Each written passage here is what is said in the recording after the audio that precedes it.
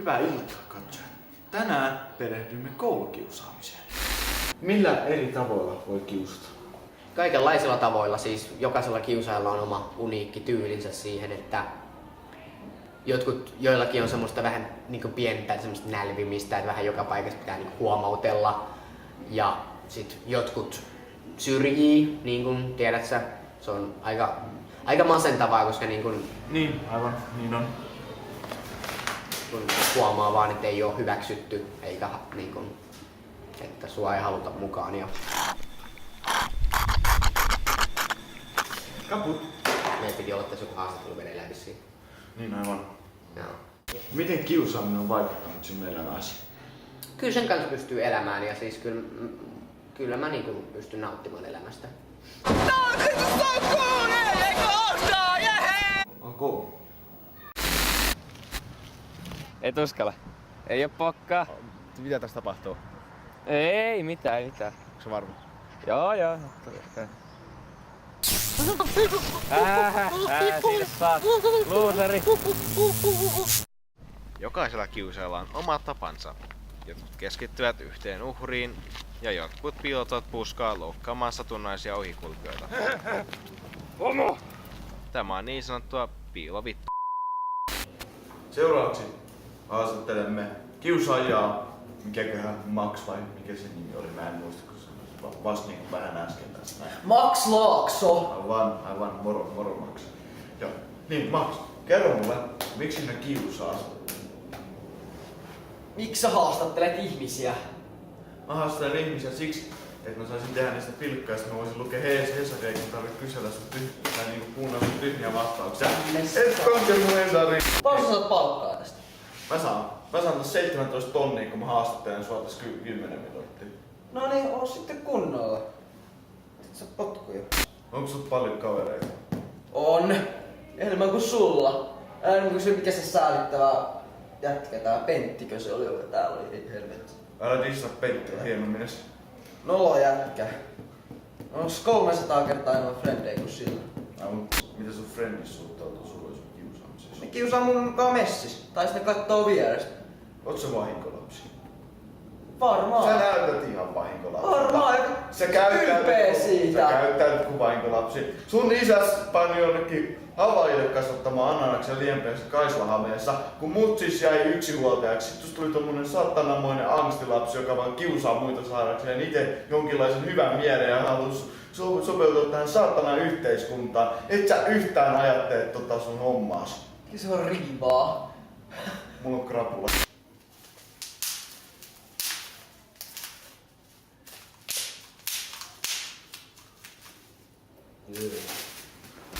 Anna-Kaisa Kauppinen, oletko sinä koskaan kiusannut ketään? Olen. Ketä? Joka Mikä? päivä mun oppilaita.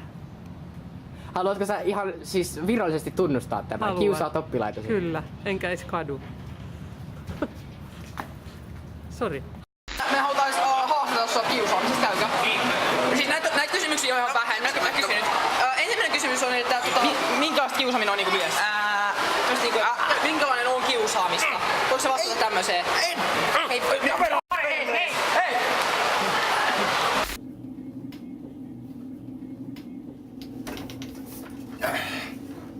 Anteeksi herra. Mitä? Mulla olisi pari kysymystä kiusaamisesta. Ette nyt, ettekä ikinä. Nyt äkkiä pois sieltä. Tämä on heittää. Oletko sinä, hyvä rehtorimme, kiusannut ikinä kouluaikoinasi? No en suoranaisesti kouluaikana, mutta kotona kyllä pikkuveljeä varmasti, koska minulla oli 7 vuotta ikäeroa häneen ja sitten kun mä olin vähän vanhempi niin, ja hän oli tosi ärsyttävässä iässä, niin varmasti silloin kyllä pikkusen tuli kiusattu. Mä uskon. Osaatko lyödä niinku kunnolla? Niinku, että... No itse asiassa mä en ole juuri koskaan ketään tainnut lyödä. Et koskaan ole lyönyt? Kokeilepas lyö niin lujaa kuin vaan pystytään. Sinua? Niin, minua. Kokeilepas niin. Mihin kohtaan? No ihan minne vaan, että miten itse tykkäät. Että jotkut tykkää lyödä naamaa ja jotkut tykkää. Niin, aivan, joo. Eikö sä uskalla? Ehkä kun mä oon rehtori ja sä oot oppilas, niin siitä tietysti voi tulla tietysti oikeudellisia seuraamuksia. No, tässä ei ole mitään henkilökohtaista. Sä voit, mä en nosta tästä mitään syytettä sille. Onko varma, ihan että varma on, et joo. nosta mitään Ihan syytettä? kunnolla saa niinku päästät. päästät. Toisaalta kyllähän mulla on tietysti tiettyjä patoumia aina oppilaita kohtaan. Sä oot onnellisesti naimisissa, niinkö? Joo, kyllä. Onks toi kunnossa toi kaveri? No ihan. Okei, joo. Joo, siis on tosiaan onnellisesti naimisissa. Esiintyykö teidän parisuhteessa kiusaamista? Oot sä tossun alla? No tää mä sen verran uskallan paljastaa, että totta kai mä oon tossun alla. Se on ihan selvä asia ja näin. Ja kiusaamisesta kysyit, niin pienen kiusottelua tietysti on, mutta siinä pitää tietysti ottaa huomioon se, että ollaan tukevasti tossun alla, että sillä ei ole hirveästi ainakaan minulla mahdollisuuksia siinä kiusaamassa. Mikä on lempivalio jäätelömakusi? Suklaanuka. Loistavaa.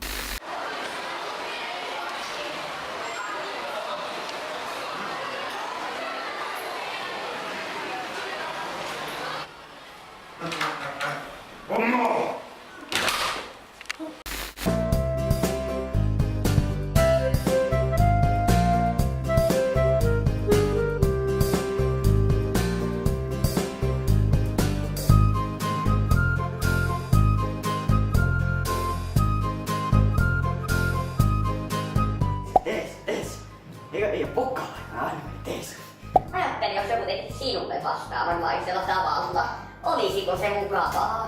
Meillä voi kerran, mitä sä oot. Anna mennä. Joo. Paikalle saapuvalla ulkopuolisella on hyvät mahdollisuudet ratkaista riitatilanne.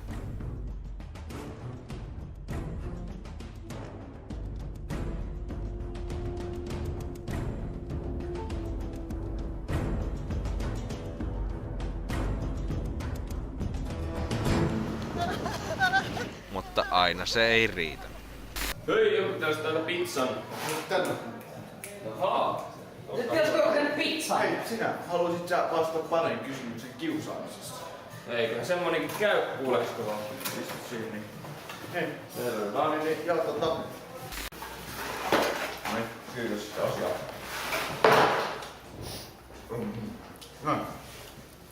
Onko sä koskaan kiusattu sun työpaikalla? No kyllä mulla oli tämmöstä pientä kiusaamista tossa aiemmin, että oli semmonen yksi Pena, se tykkäsi aina hirveästi kiusata.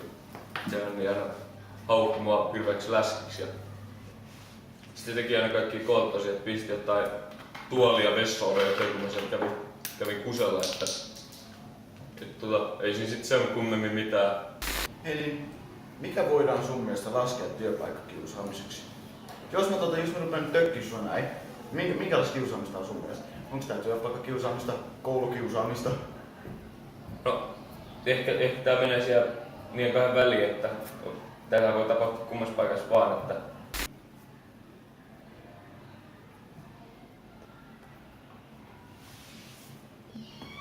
Koulukiusaaminen on yleistynyttä ja tällä hetkellä kaikkein vakavin kiusausmenetelmä. Siitä tulee traumoja jo ihan nuorille ihmisille. Vittu taas. Tänne sieltä!